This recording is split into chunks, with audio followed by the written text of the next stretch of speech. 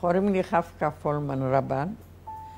אני בת 88, ואני עברתי את השואה, ובארץ הייתי מהמייסדים של קיבוץ לוחמי הכיתה. וכשאני נפגשת גם עם הצעירים שלנו, אני נפגשת הרבה מאוד במוזיאון, אחד הדברים שחשוב לי להגיד אין לי שנאה, אין לי שנאה לערבים ואין לי שנאה לאתיופים, אין לי שנאה. לא רק סבלנו, אנחנו גם למדנו מהתקופה ההיא. רצינו להיות במולדת שלנו, אבל במולדת עם אופי מסוים של שוויון בין אנשים ולא, ובלי שנאות והבדלים ופערים וגזענות. גדלתי מקטנותי בוורשה. אני מאוד רוצה לספר על הבית שלי.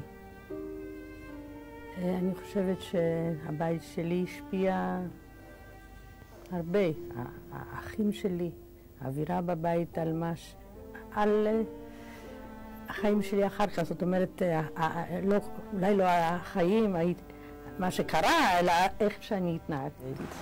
בשבילי זה לבוא לטרבלינקה, כשנסעתי עם קבוצות, זה גם במקום ביקור בקבר אבי. אין לי כפרים.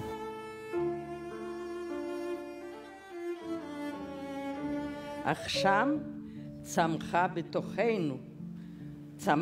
בתוכנו המרד והבשיל במעשי התנגדות ובפעילות חינוכית ורוחנית.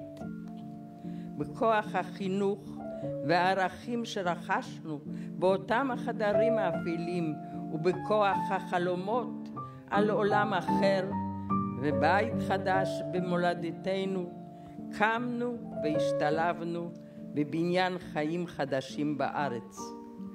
היינו שותפים לפלא הקמת מדינת ישראל. שותפים היינו בפריחתה ובמאבקיה, במלחמות אין ברירה וגם במלחמות יש ברירה.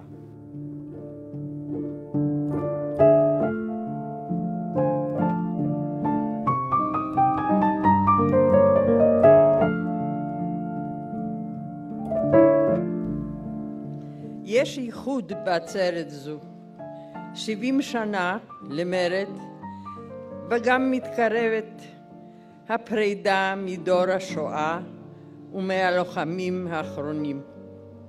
רובכם ממולי, אתם דורות ההמשך, דור שני ושלישי ורביעי, ואצלי מערבולת רגשות ומחשבות על העבר וההווה והעתיד.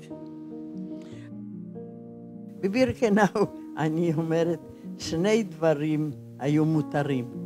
הכל היה אסור. להתגעגע ולחלום. מאין היה לנו כוח לחלום? מאין שאבנו תקווה? הרי מסביב היו רק שדות מוות וכבשנים.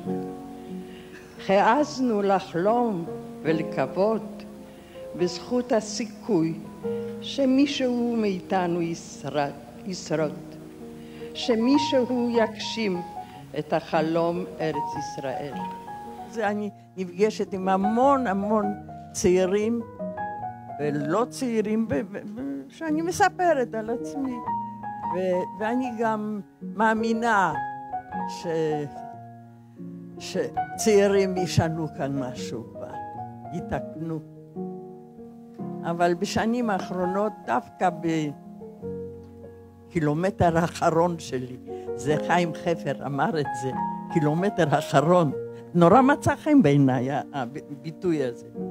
אני די יש המון דברים שאני מאוכזבת בהם. אני מאוכזבת מכיבוש, ואני מאוכזבת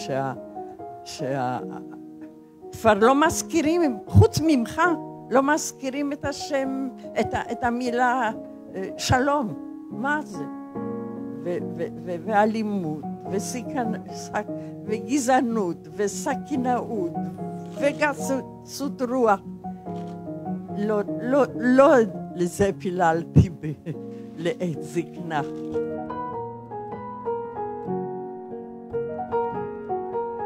אני הייתי מגיעה לקרקוב כמה פעמים, לא רק פעם הזאת. ושם היה הידיד שלי, יותר מבוגר, כמה זה היה לבן. קודם הוא היה מהצד התנועה, ואדם מאוד גדול, ספורטיבי, מאוד נחמד. ומה שאני זוכרת, לאח שלו היה בגטו עוגות, אז קונדיטוריה, אז הוא כל פעם הייתי בא, אז הוא היה לוקח אותי ונותן לי וקונה לי עוגיה. תשמעו, גם דברים כאלה, פעוטים כאלה דברים לא מההירואיזם. זה דווקא, זה כדאי לזכור את זה גם כן, זה נשאר בזיכרון. ועל הדברים באמת ההיסטוריים וזה, יספרו בהם ההיסטוריונים שהם יודעים הכל. אין להם ספק בכלום.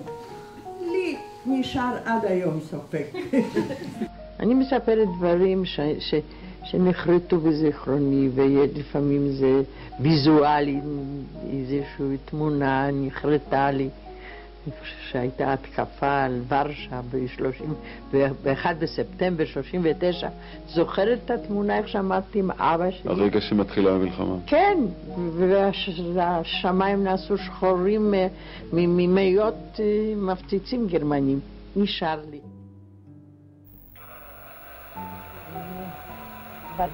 ורשה, וכשפרצה המלחמה הייתי בת 15. השתייכתי לתנועת דרור.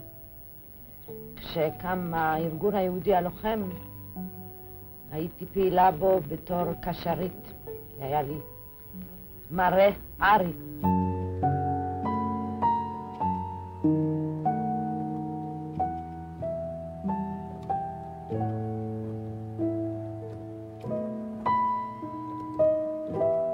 אבל עכשיו כשאני מדברת עם נוער, עם כל אחד, עם כל קבוצה, אני מזכירה את זה. לא צריך לשכוח היה דבר כזה, ומלחמה עושה רע למנצחים ולמנוצחים. אז זה עצוב לי שלא רוצה ככה להשאיר לנכדים שלי ולנכדים אחרים ארץ כזאת קצת עם שריטה אומרים הצעירים. אני מאחלת לאלפים שלפניי חיים מאושרים של אהבה, יופי וצחוק, חיים של משמעות. המשיכו מרד אחר, עכשווי, נגד כל רוע, גם זה שפגע בארצנו האהובה והיחידה. תמרדו נגד גזענות ואלימות ושנאת אחר, בחוסר שוויון, בפערים, בעוני, ברדיבת בצע ובחמדנות. חיזוק חינוך להומניות וערכי מוסר וצדק, גם הם מרד נגד אלכוהוליזם בקרב הנוער ותופעות המחרידות של תקיפת הקשישים בזמן האחרון. תמרדו בכיבוש. לא, לנו אסור לשלוט בעם אחר, להשפיל אחר, כי חשוב להגיע לשלום ולקץ מעגל הדמים.